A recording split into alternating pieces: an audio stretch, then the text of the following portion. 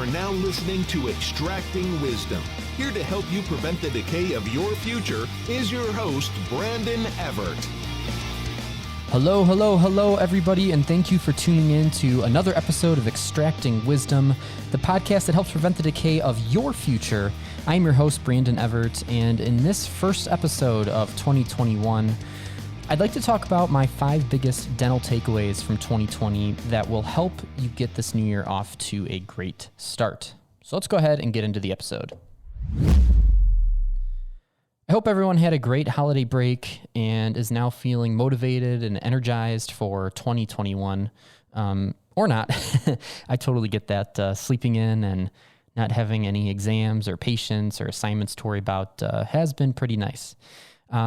However, fortunately or unfortunately, it's time to get back to the grind. So here are the 5 things I want to talk about in this episode that I feel I either improved on in 2020 or started doing in 2020 that is going to help improve my productiveness and organization in the new year when it comes to seeing patients or succeeding in dental school or just patient care in general.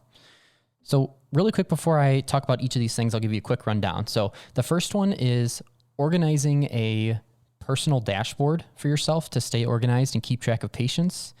Number 2, start developing systems in dental school and write them down, which then will allow you to transfer them to private practice in the future. Number 3, keeping in mind that every dental school faculty member has different opinions about the way things should be done and likes to have different workflows. Things can be done differently. So it's really important to understand that. Number 4, changing up your daily routine. And number 5, always strive to have better ergonomics. So those are the 5 things I want to talk about. So, number 1, personal dashboard. I don't know about you guys who are dental students out there, but one of the things that I always like to look at on a daily basis is my Axiom dashboard. So for those of you who do not know what Axiom is, that's the dental school's version of practice management software. That's how we schedule our patients, keep track of all of our credits, and all of that good stuff. But there is a dashboard that gives you just a really nice snapshot of the credits you've been earning, your production, patients that are overdue, things like that. And I really like just the aesthetic of having a lot of information at a quick glance. So I decided to start, and this is as of recently, I think I started this about a month ago now. So it's really at the tail end of 2020, but I feel like it has really helped me in just a short amount of time. So what I decided to do is go into Google Sheets and make this document in my Google Drive. That way, I have access to this on any computer or device that I am at, or any operatory that I'm at, which is awesome. So within this dashboard, here are the things that I like to keep track of.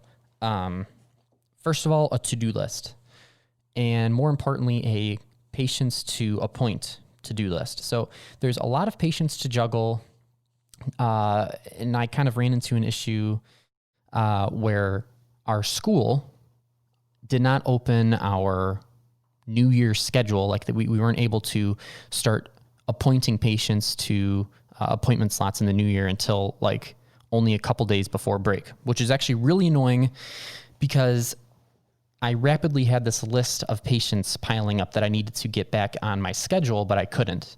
So that was the first thing. I made a list of all those patients just to keep track of, I put their Axiom number in instead of their real name. It's important to protect your information. So if your school has like a encrypted box folder for you to do this in, I encourage you to do that just to make sure all of your information stays safe. But anyway, your patient, what procedure needs to be done, and what times they prefer, whether it's morning or night or morning or afternoon rather, and then what faculty members you need to work with.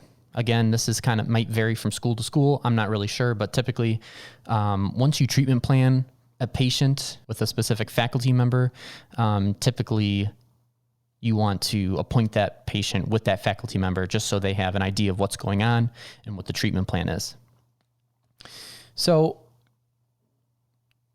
keeping track of that is vital because It's really annoying when you appoint a patient on a day where that faculty member isn't there, and then the other faculty member that you're working with gets upset with you because they weren't the one to treatment plan it. So just keeping track of all of these little things to make sure your day-to-day just goes as smooth as possible is really important. So that's the first thing in my dashboard I like to put, is just a running to-do list of patients that I need to get back on my schedule and what for. Second thing I have is lab work. So I have a lab work to-do list. So I always put any casts that I need to pour up or trim, or any wax rims I need to make, or custom impressions to pour up. You know, any sort of lab work I put on there, and I also like to put the due date so I can kind of prioritize what needs to get done and, you know, get it done by a certain time. Next thing I like to call kind of like my administrative to-do list. So that is anything where I need a note swiped because, you know, maybe an appointment ran late and the faculty left, or, you know, whatever. I like to keep a running to-do list of that because, again, if you go 2 weeks without getting things approved, you get locked out of your Axiom and you can't do anything. And then you have to run around, you know, chasing your managing partner down, or somebody to unlock you. And again, that just takes time away from the clinic. It's extra added stress, and the best thing to do is prevent these situations from happening. So anything that needs to get approved, write it down. So that way, this little Snapchat that you have of patients that you need to appoint, lab work that needs to be done, any administrative things that need to be done, you can see really quickly and really easily. And then I also have another tab on there that kind of just keeps track of my RVUs, which is basically credits associated with specific procedures. So I'm going to, this semester, keep a running total of how many that is, as well as the costs associated with each procedure. I don't know, just it'll be interesting to see at the end of a semester how much revenue would generate, you know, air quotes, because we're not actually making money, but it's interesting to see what that total would be. So that's just something that I'll keep track of. So that's the basics. You can do this in whatever, you know, program software you want, but again, Google Sheets I think is pretty easy to use. You can access it from anywhere and have it up in your operatory. So consider doing that in 2021, because I feel like that's a really helpful tool to stay organized. Now, the second thing I want to talk about is developing systems in dental school. So if you have not been a podcast listener for very long, Dr. Mark Costas is very big on systems, but basically in its most basic form, a system is a protocol or a specific way of doing things. So for example, if you have a specific way of setting up your chair or a specific way of doing a specific procedure, write those things down.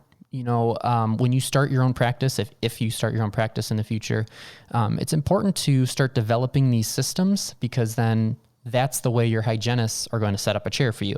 And you would like it obviously set up to your liking. So keeping track of what you like and how you do things can really be helpful in the future.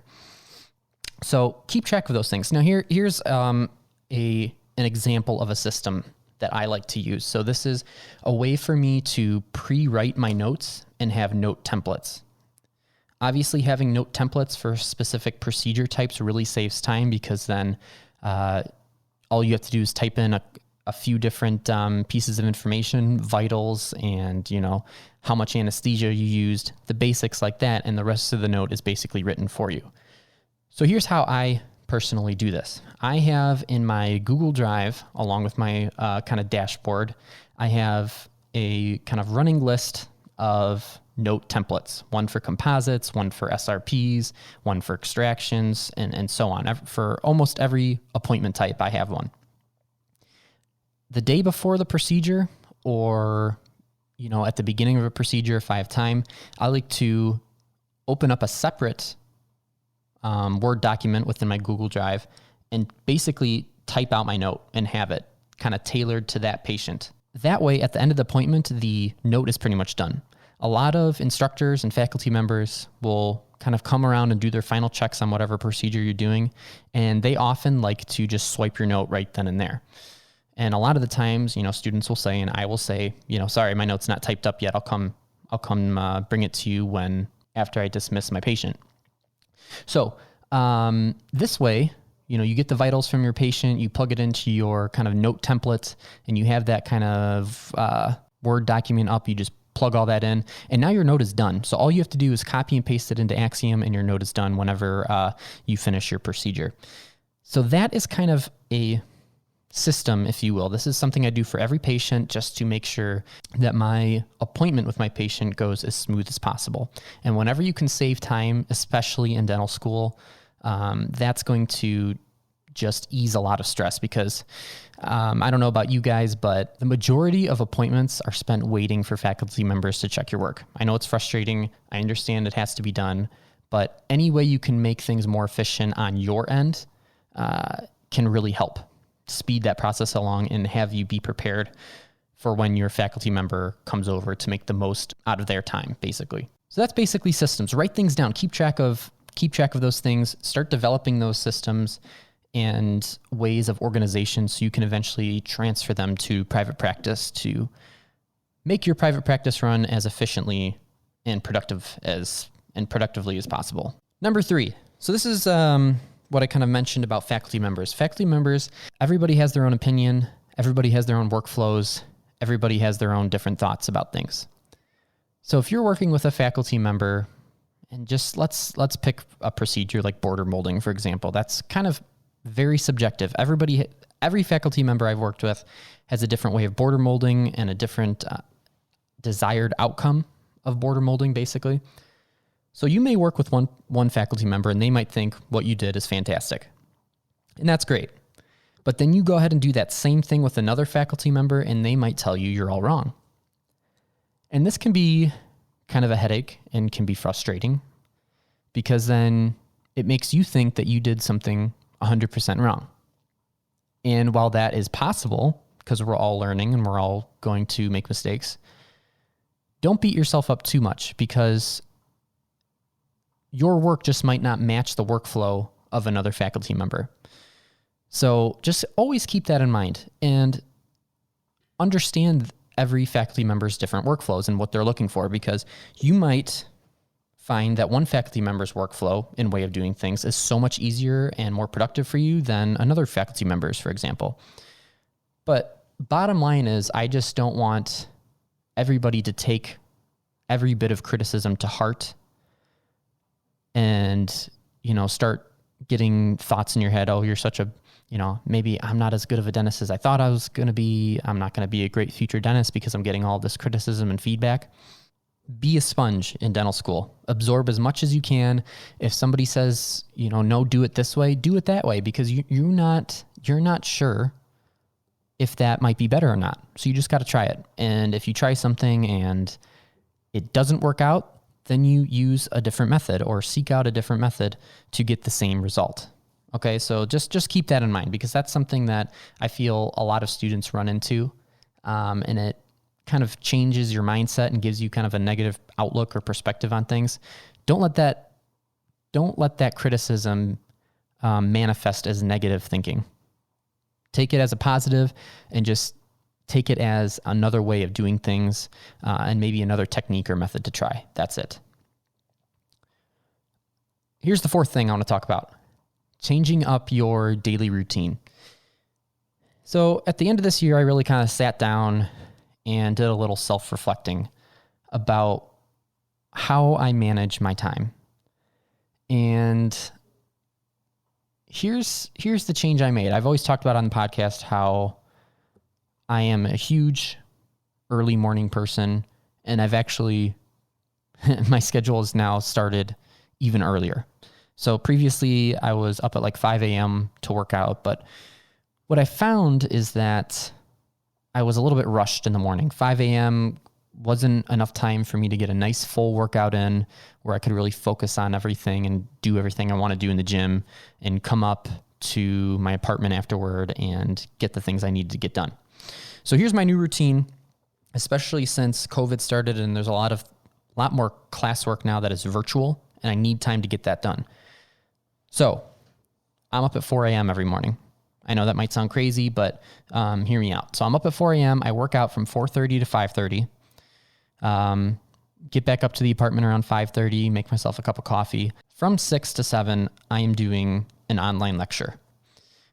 I found is one of the perfect times to do it because the stress of the day has not set in yet. There's nothing else to be worried about. Nobody is calling or texting or sending emails. This is the best time to do it for me because there's no other distractions. Okay. I find that I have the most energy around this time. Yes, I'm still waking up, but I have more energy than after patient care for the day. I find it much harder to come home after, seeing patients all day and sit down and watch a lecture, and absorb all the material. So I just do it in the morning, get it out of the way. 7 to 7:30 is shower, get dressed, quick breakfast, and then I'm at school by like 7:45. I live pretty close to school. So patient care doesn't start till 8:30. So I really like to be at school nice and early. That way I can get any treatment notes swiped that I need to. I can get some lab work done quickly if I need to. I have time to look over my patients' medical histories and just have that ready to go. That's just the way I like to approach things. I know there's some students that will roll in, 10 minutes before their appointment starts, and they're perfectly fine with that. I just don't like starting my day rushed like that. I like to kind of ease into my day, get organized, and then, hit it hard once 8:30 starts and I have my first patient and I have everything kind of laid out already. So that's just the way I like to approach things. And that's kind of how I like to start my day. Now, the key to this is that you find time where you're not going to be distracted by other things going on. So that could be at 4 a.m. like me, but if you're somebody who likes to sleep in, which is totally fine, and that's just a different circadian rhythm that you have, that time for you may be, 11 p.m., midnight, whatever. But just make sure that you have that window of time where you can work uninterrupted for, an hour, hour and a half. Because if you devote that time to uninterrupted work, you get so much more done and you're so much more productive than if you're working and watching TV or something like that, or you have other people, patients calling you or things like that. So it's just way more productive to find that time. So I encourage you and challenge you to kind of think about your daily routine and think about how you can change it or alter it to make it better, make yourself more productive, get more done in a shorter amount of time. Okay, last thing, number 5, better ergonomics. This is huge, especially for dentists. And I know if you're a dental student, you have all come home at some point after doing a composite or an extraction. Your back hurts, your neck hurts, you're a little bit sore.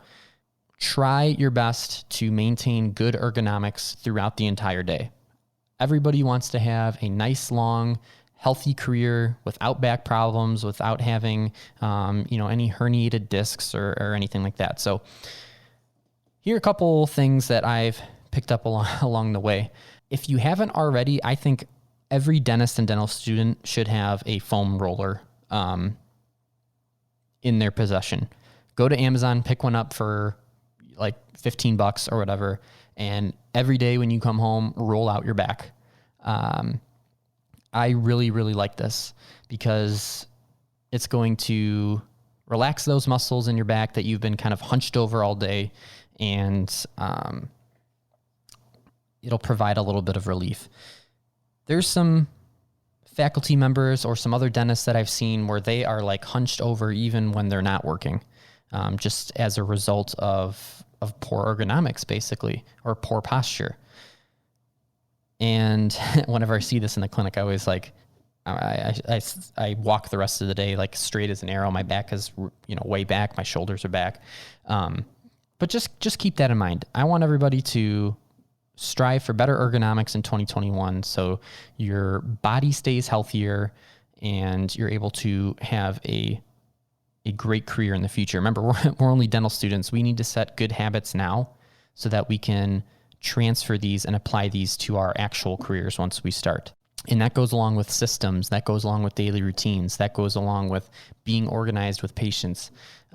Really, the goal for my 2021, and I really hope this is your goal too, is to be as organized and productive as possible. Now, what does that do?